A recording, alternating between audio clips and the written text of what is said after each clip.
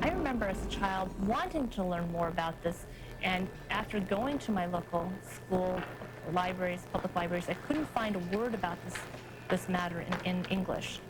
So the matter really remained a mystery to me for years.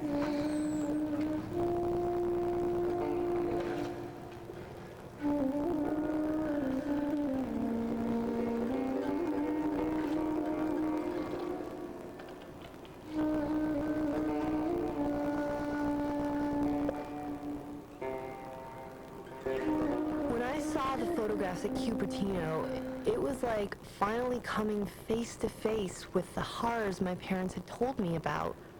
And if anything, it was worse than they had said. There was this one picture of a man who had just been decapitated. His head was still sitting on his neck.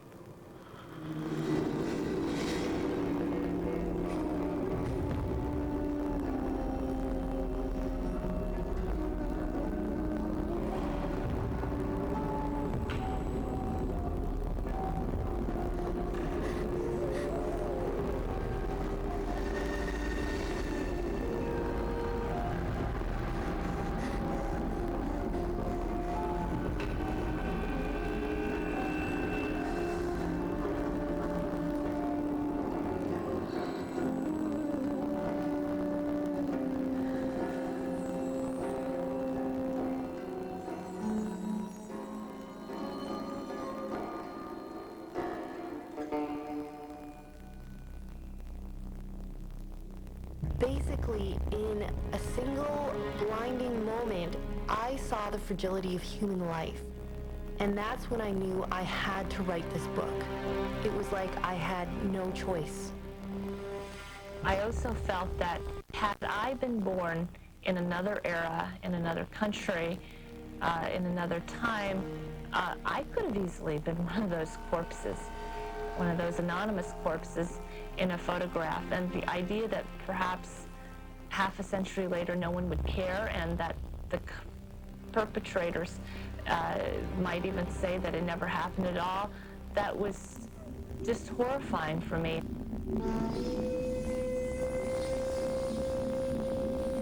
Yeah, this is where all started, right in that room, behind me. I saw this young girl with a ponytail, slender, quite tall for a Chinese American. Excuse me. I was looking at those pictures. They're devastating, and I would really like to borrow them to make some copies.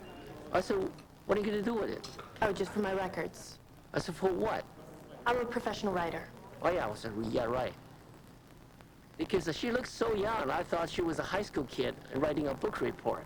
I said, well, this is the kind of subject you don't want to touch.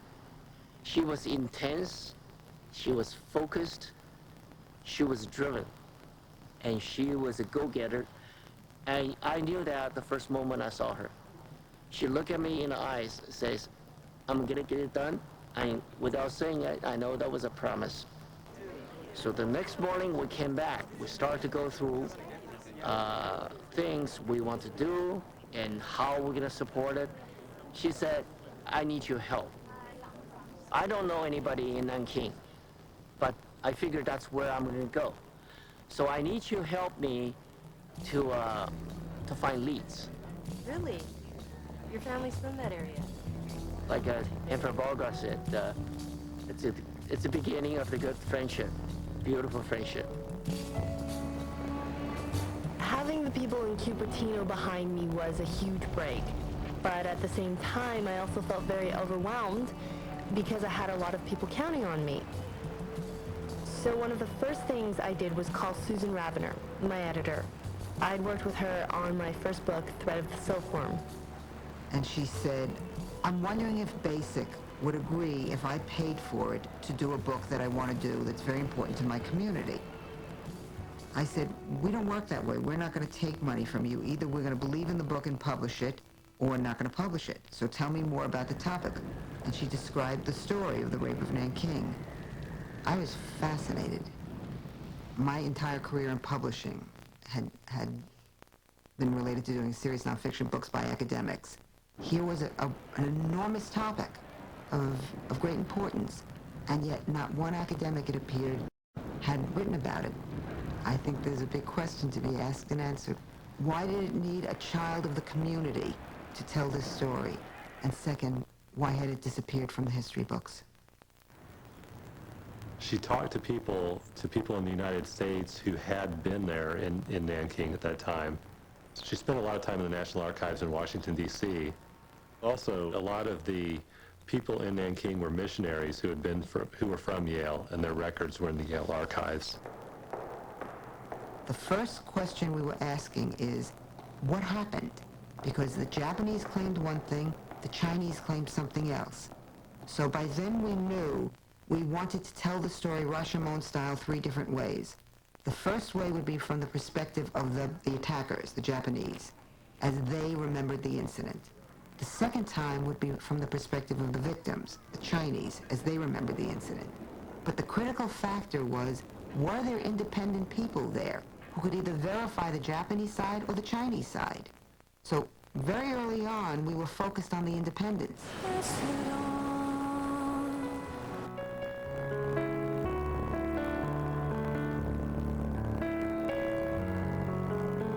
安红鉴宝为您呈现鉴宝3宝。第1宝，安红。著名的女作家张纯如小姐自杀身亡6周年的纪念日，在她过世前的半年，张纯如在撰写她的第4部书，那就是描写2战期间美军战俘在菲律宾的遭遇。这又是一部沉重内容的作品。那么，张纯如的忧郁症恶化，加上忘我的工作和药物的副作用，导致了悲剧的发生。那么今天节目要结束了，我们来了解张纯如撰写《南京大屠杀》这部书的部分内容。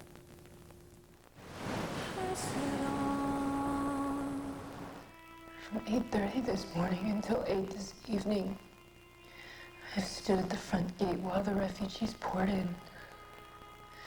I've heard scores of heartbreaking stories of girls who were taken from their homes last night. Tonight a truck passed in which there were 8 or 10 girls. And as it passed, they called out, "Jiuming, Jiuming, save our lives." I know God control the beastliness of the soldiers in Nanking tonight. Comfort the heartbroken mothers and fathers whose innocent sons have been shot today. And guard the young men and girls through the long, agonizing hours of this night. How ashamed the women of Japan would be if they knew these tales of horror.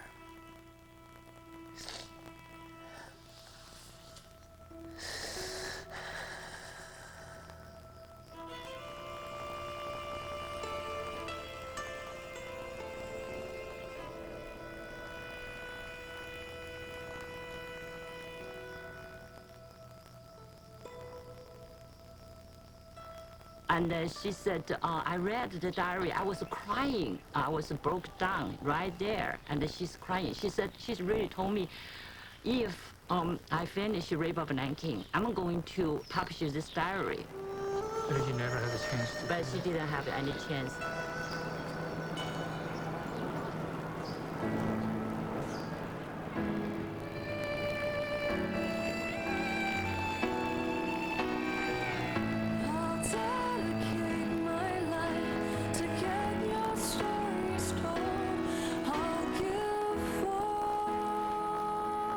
To the voiceless, silenced for too long, crying out for justice, silenced for too long. Trust me with your pain, I'll take it as my own. I'll fight to get the truth told. My weapon is my word. 张纯如 Iris Chen 的《南京大屠杀》在全世界发行了50多万册，被翻译成7种语言。让我们永远记住这位追求正义与真相的美丽的女作家。我也希望大家有机会呢阅读她的书，去买她的书，这是对张纯如生前理想的最大的支持。我是卓磊，谢谢您收看今天的节目，祝您晚安，再会。